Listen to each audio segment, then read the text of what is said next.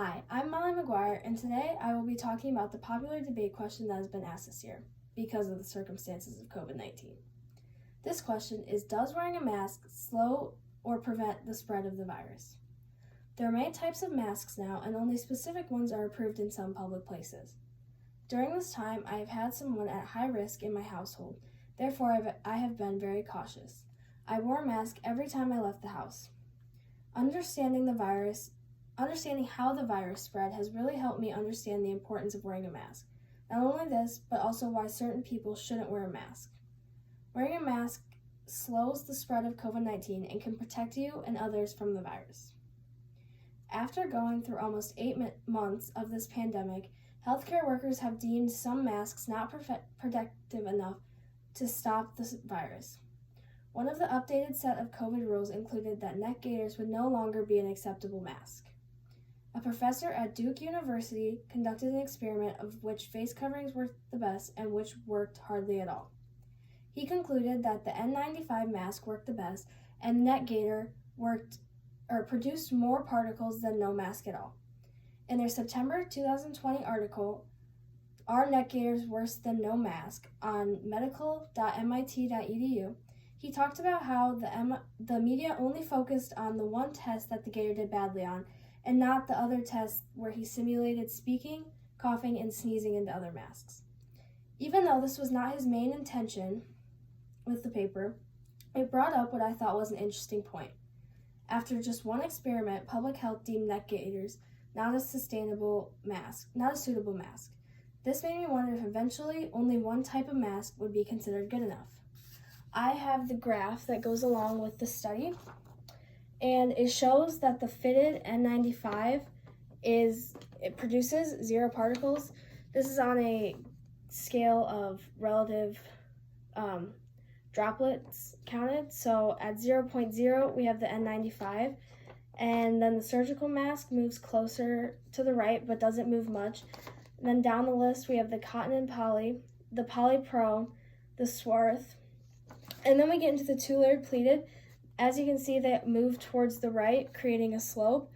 At the 2-layer pleated, it's still just past 0.1, but not quite to 0.2 yet.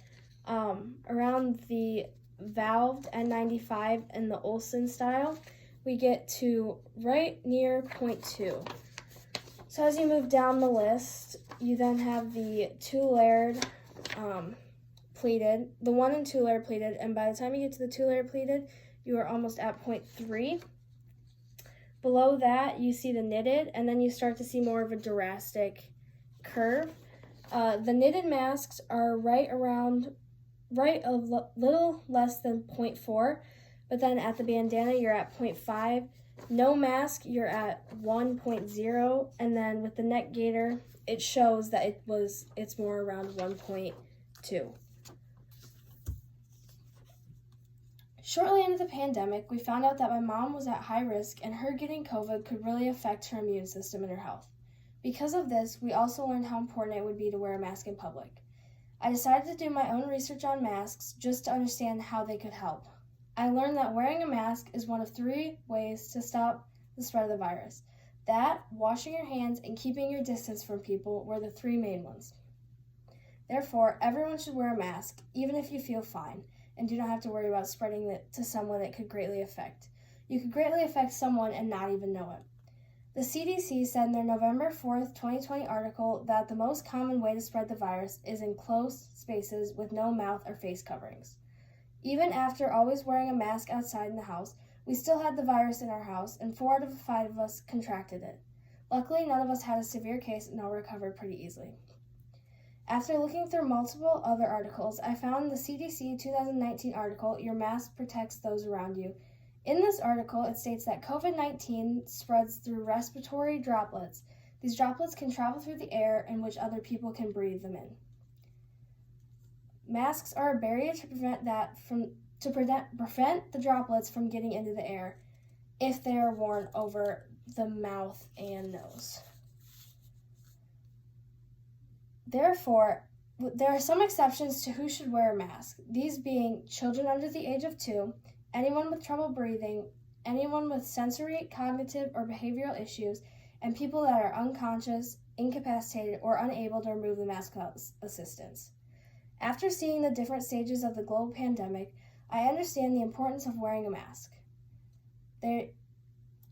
Learning why some masks are protective enough and some aren't has really been good information and impacted how I see wearing a mask. Masks could really slow down the spread of the coronavirus and is something everyone who can do should do. Thank you.